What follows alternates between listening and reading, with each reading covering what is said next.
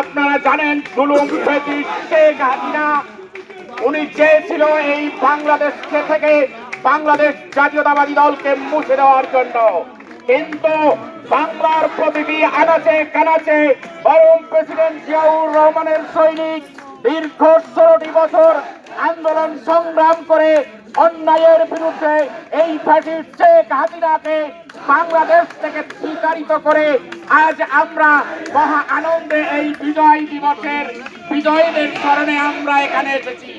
তাই আমি আপনাদেরকে উদ্দেশ্য করে বলতে চাই, এই বিজয় দিবসকে চিরস্থায়ী করার জন্য আমরা বিএনপি পরিবার সব সময় একত্র হয়ে আন্দোলনের মাধ্যমে এই খুনি হাসিনা যাতে বাংলাদেশে আসতে না পারে, এই খুনি হাসিনার দল যেন এই বাংলাদেশে কোনো জায়গায় রাজনীতি না করতে পারে, তার জন্য আমরা সবাই ঐক্যবদ্ধ হয়ে এই শহীদ মিনারে দাঁড়িয়ে প্রতিশ্রুতিটা করছি।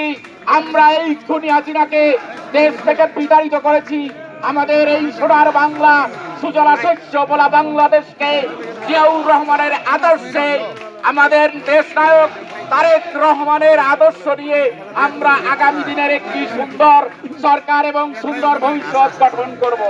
এই জন্য আমাদের সবাইকে ঐক্যবদ্ধ হয়ে সবাইকে একসাথে কাজ করতে হবে। আজকের এই বিজয়ের আনন্দে আমি আজকে আনন্দিত এবং আপ্লুত। আপনারা জানেন গত বছরও আমরা যা এই দিনে 16ই ডিসেম্বর পালন করতে পারিনি, যারা আমাদের সামনে মিছিল করেছে তারা আজ চোরের মতো পালিয়েছে। ওই চুরি দল আর বাংলাদেশে ফিরে আসবে না ইনশাআল্লাহ। গণ আন্দোলনের মাধ্যমে যে সরকার পতন হয় তার কোনোদিন পুনর্বাসিত হতে পারে না। সুতরাং আজকের এই শহীদদের স্মরণে শহীদের আত্মার মাগফিরাত কামনা করে আমি আজ আমার এই ক্ষুদ্র বক্তব্য এখানেই শেষ করছি। বাংলাদেশ জিন্দাবাদ, বাংলাদেশ জাতীয়তাবাদী দল জিন্দাবাদ, তারেক রহমান জিন্দাবাদ, খালেদা জিয়া জিন্দাবাদ। আল্লাহ হাফেজ।